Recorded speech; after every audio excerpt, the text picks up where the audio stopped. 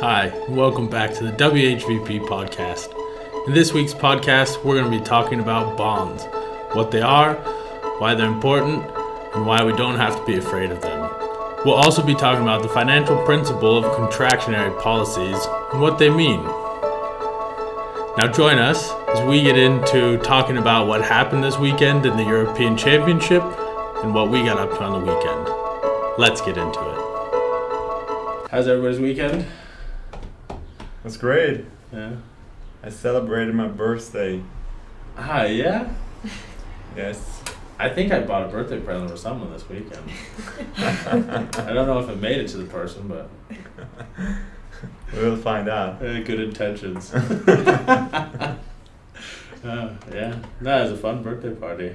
It was, yes. Yeah, And the really weather nice. was great. It was perfect. Yeah, that was really You- lucky.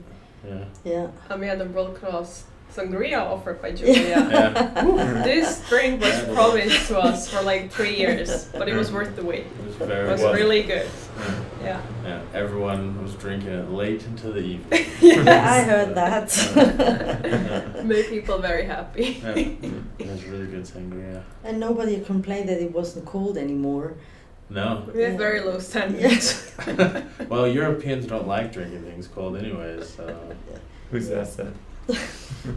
I just always hear that I'm American for drinking with ice in my drinks. That's true. But you put it in your coffee, so that's the difference. But did you see his new iced Yeah. coffee cup?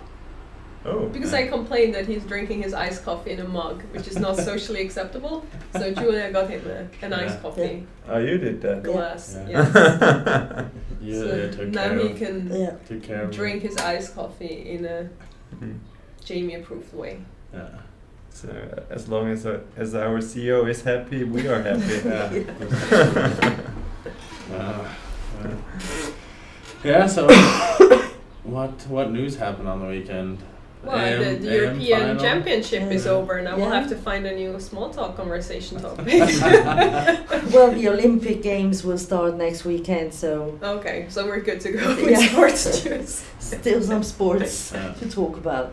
And now this as an American who knows nothing about soccer, the national teams that played in the European Championship, will they also play in the Olympics tournament? No, there is a special room in the Olympic tournament. It's the below 23-year-olds can play, and then there are 3 players which can play with them as well. Okay. But normally the clubs they are playing, they don't let them go, so it's the U23 that can go there. Huh. Interesting. Yeah. I didn't know that. Why is that? Well, if they pay so much money for them, they don't want them to get hurt during playing the Olympic Games, because the seasons will start in August, and so they need some rest as well, and Okay. yeah, too much money involved.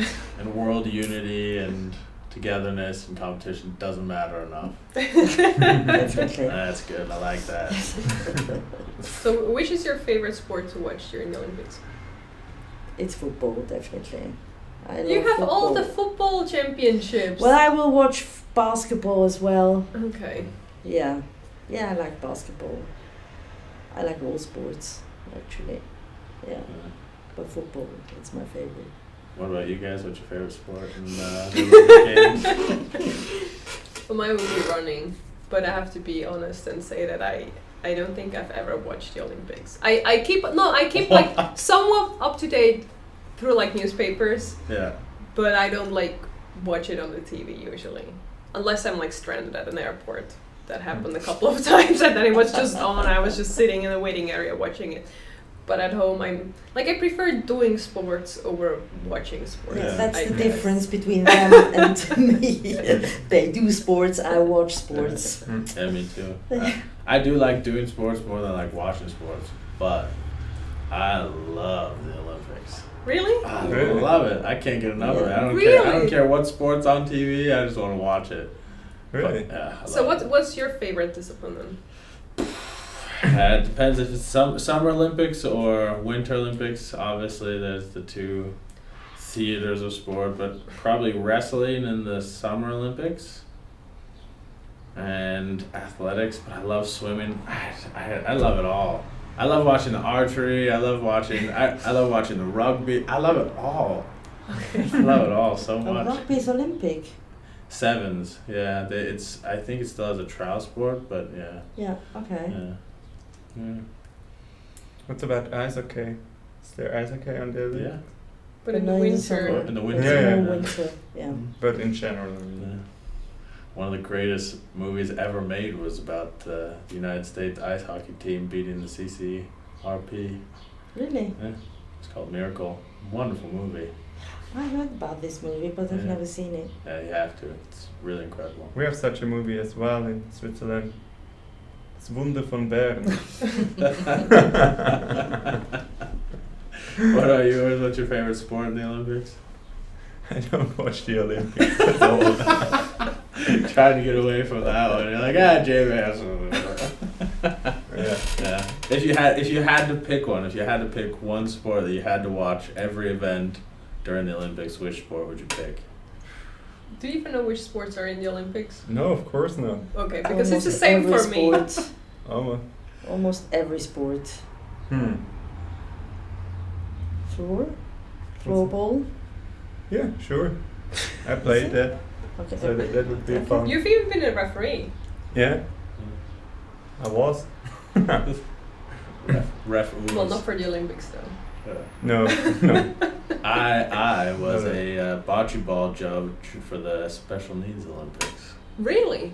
Yeah. The Yeah. Paralympics? No, Special Needs Olympics. Okay. Like What you is can, that? if you win there, you can qualify for the special, like the Paralympics. Okay. Uh-huh. But it's also it's where people with mental handicaps compete in Okay. sports. And what's the sport? Bocce ball.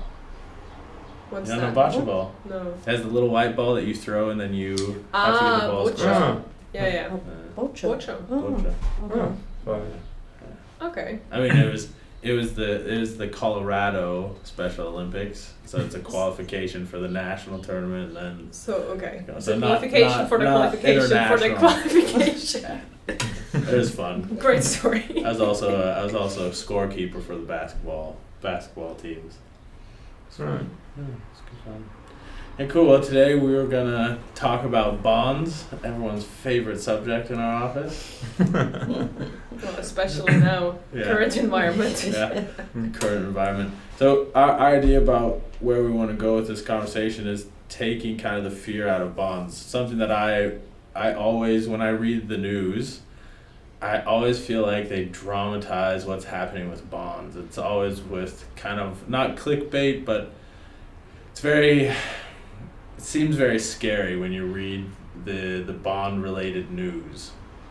As far as how they present the information of, ooh, the bonds are changing, and it's affecting, the 10-year treasury bond in the US, or it's affecting the 30-year treasury bond, or the intermediate, or the short term, and you can get lost in kind of the breadth of bonds, because bonds are not just coming from the United States.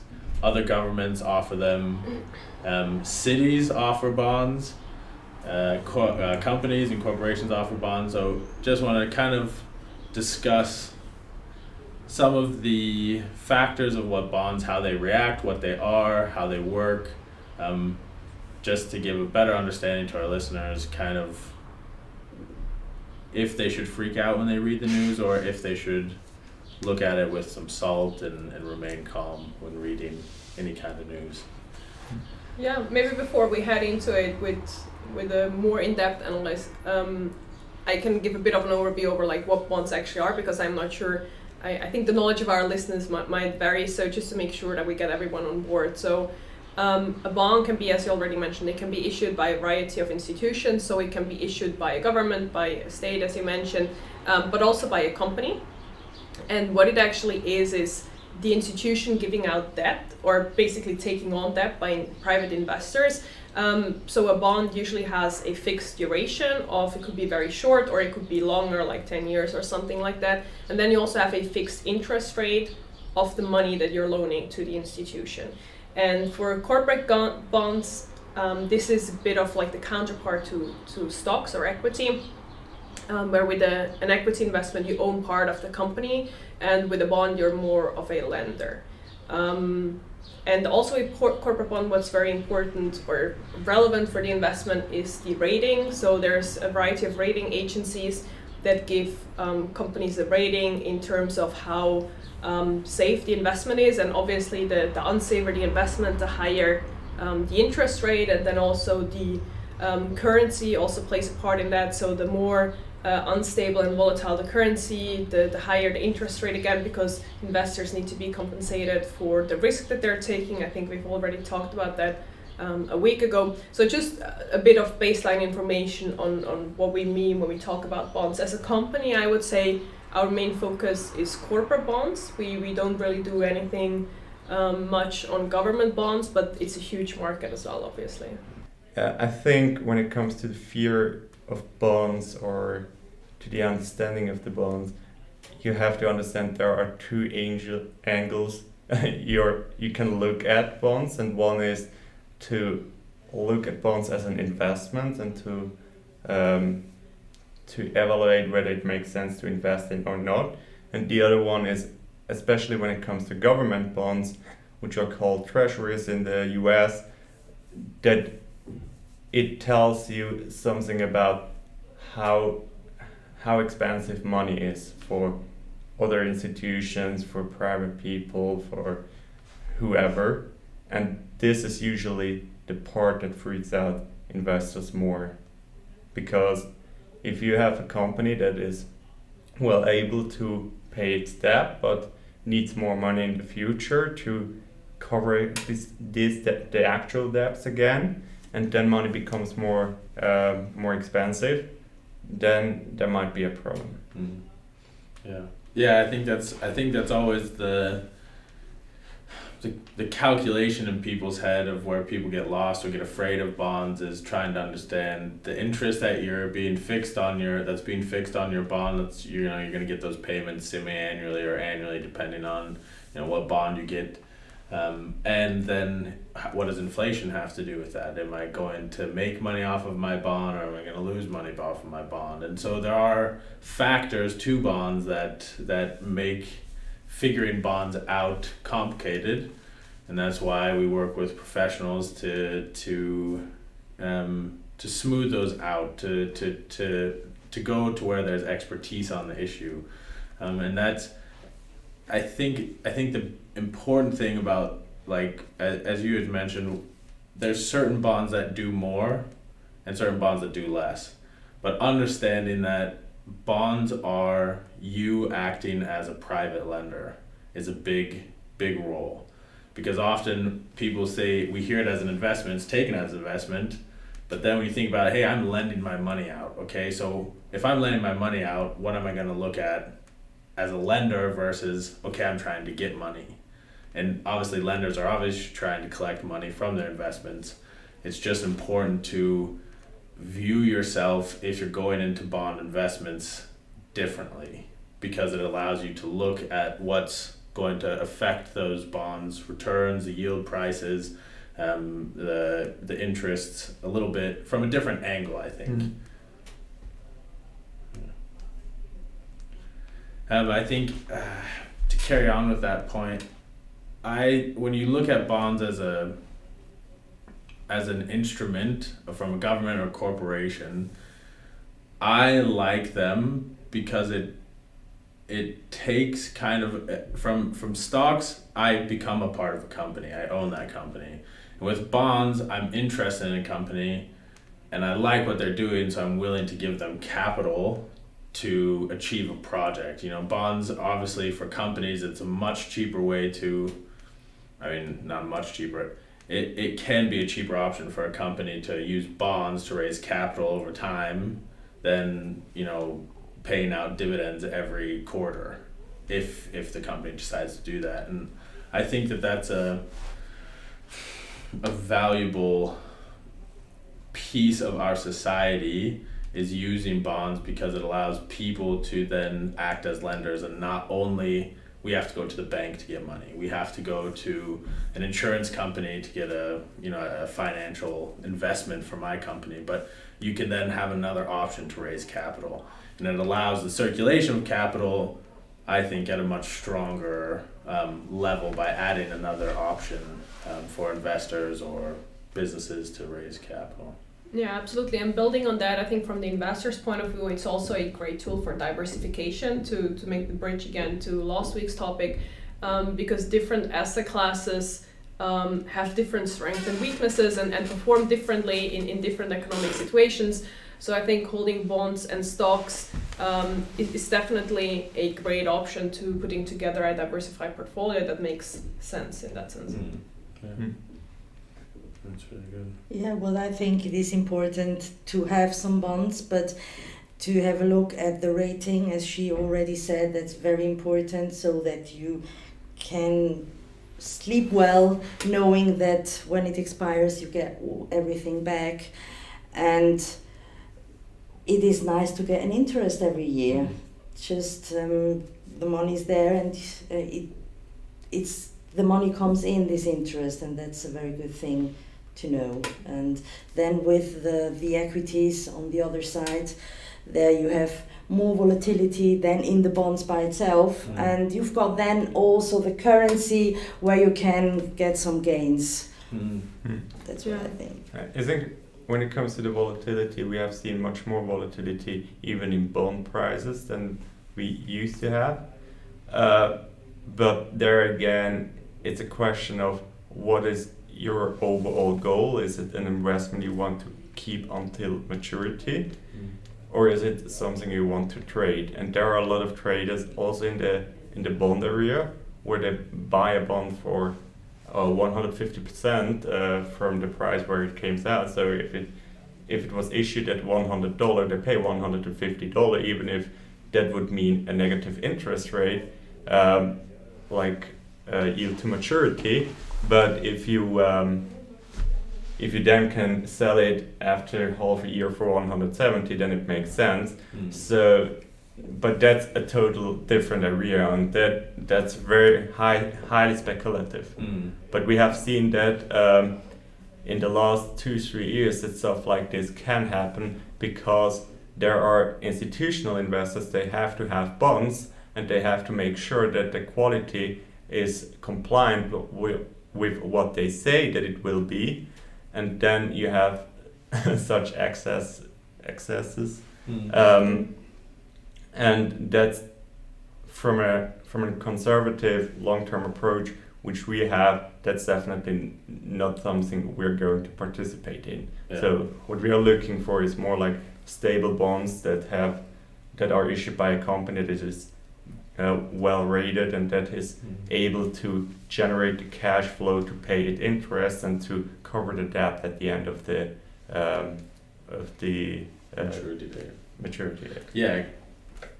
Yeah, I just wanted to say that another interesting aspect that a lot of people find fascinating when I talk to them is what Julia mentioned with the foreign currencies. So that there are, for example, decently rated European companies that issue a bond in a foreign currency, in like an emerging market currency. So then you can basically build on the expectation that the currency is gaining momentum, while at the same time not being overly exposed to the economy of the country, because the company that is issuing the bond is based in another country. And I find that really interesting, especially right now where we have such low interest rates. It's very hard to find something that makes sense in terms of inflation expectations, and also in terms of the cost that people often face associated with trading, being with their wealth manager or their bank.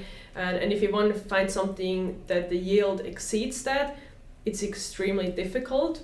But a lot of people still want to hold bonds if it's possible in a way that makes sense because of the diversification aspect. And I think this combination of having a stable company in a stable country with a more exotic currency can be very interesting. Yeah, and another interesting part is that, as you said, that there are several ways to raise capital. So one is equity with shareholders, and the other one is bonds. And to keep in mind that you will lose your bond value or what you invested into bond,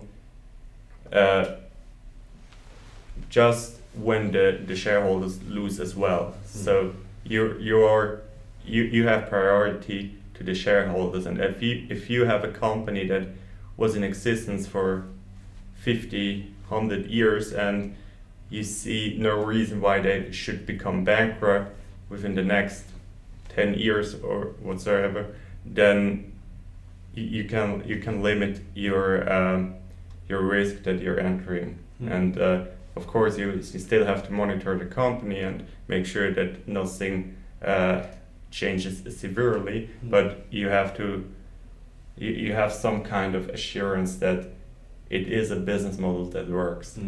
Yeah, it's very good. Cool. Let's then move on to our financial principle of the week.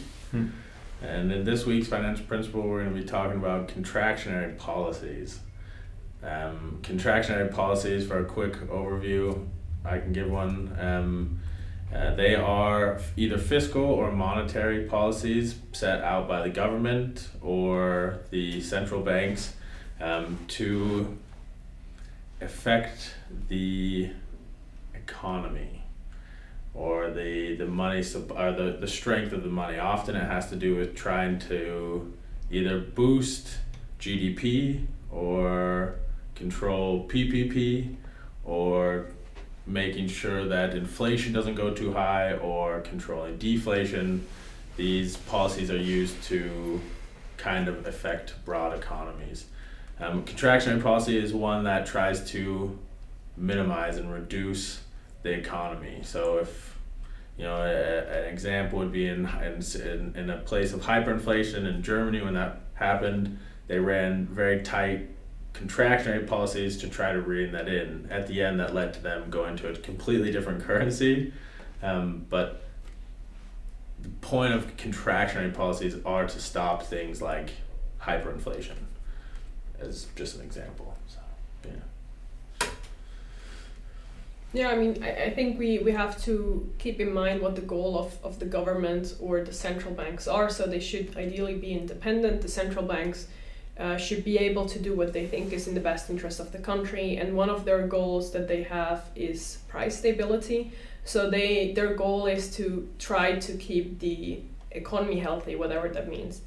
And I think what we see with large and significant economies like the US is every time the central banks make any indication for any of the areas that they're responsible for, it has a huge impact on the economy, because investors are very closely watching what central banks do, especially in large economies, because it significantly affects the industries that are going to outperform or underperform, and the interest that we're seeing. And again, tying it back to what we talked about previously, for example, a few days or maybe like 1 or 2 weeks ago, when we had the announcement of the Fed that they're gonna increase interest rates, that had a huge effect on the markets, because investors are using that as an indication on how the economy will be doing in the next few years. So I think it's for every investor, it's very relevant.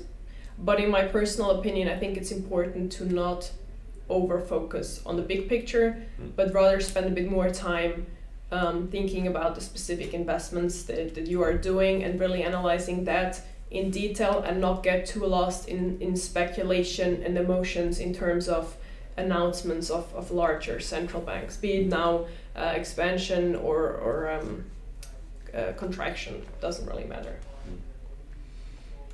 Yeah, this announcement showed how weak the markets are, because there was this announcement and everything went down. So nobody really knows where we are going with this COVID thing, and so everybody's a little bit scared, but I think that's not very good to just be scared. You just have to look what you are holding, and then you can sleep well. Yeah.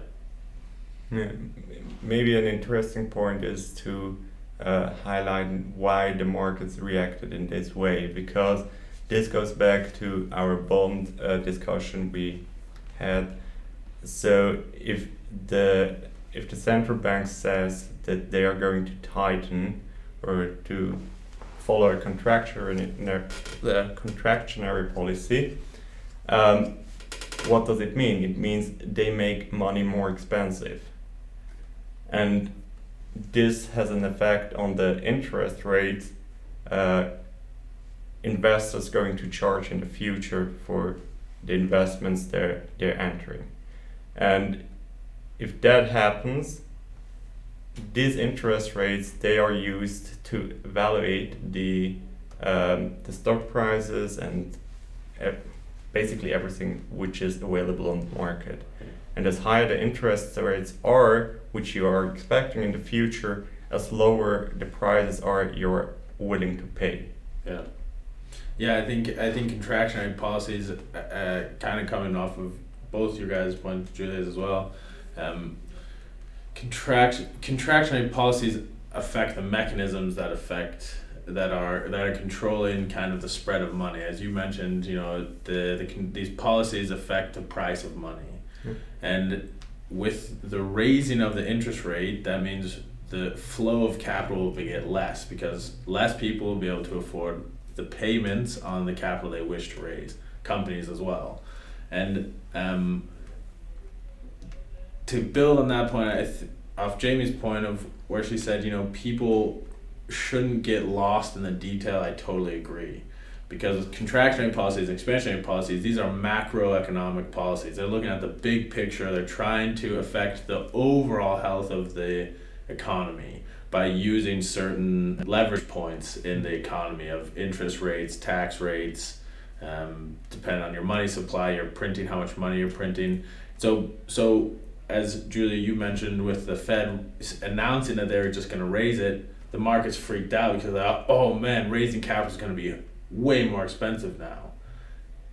But we look at where the interest rate is at now at essentially 0, and they're raising it under 1%. That's not necessarily a contractionary movement. Contractionary movement is when you're going to see 3-4% of an interest rate because that really makes money expensive. It also affects governments. If they raise the interest rate up, bonds are going to be paying higher interest rates to pay it back. So it makes money expensive for everyone, not just one side. And that's part of what it's good to understand and there's different outlooks. But again, having a broad view, understanding these policies is good to understand where capital is going to be raised, and even as investing, okay, how do you deal with contractionary versus expansionary policies? And we've seen expansionary policies, we'll talk about that maybe next week. We've seen that for decades upon decades. In our lifetime, we've almost, in the United States and the Western world, we've almost seen very little contractionary policies. But I think the point you made highlights an issue we are currently having, which is that the central banks and the governments, they work that close together, which was never the case before. After the Second World War, there was such a period as well, but for a long time we haven't seen it anymore. Yeah. And what this means is that the central banks, they aren't that independent anymore, because if they would be, they would focus on the price stability and maybe on unemployment. But now they know that that they have to make sure that the government can pay for all the expansionary policy projects they have in place, so they are not able to raise the interest rates at this point. Thanks for joining us in this week's discussion. If you have any more questions about WHVP or you'd like to get to know more about us, check us out at whvp.ch or look for us on any of our social media handles at LinkedIn, Facebook, or Instagram by searching WHVP. Have a great week. Bye.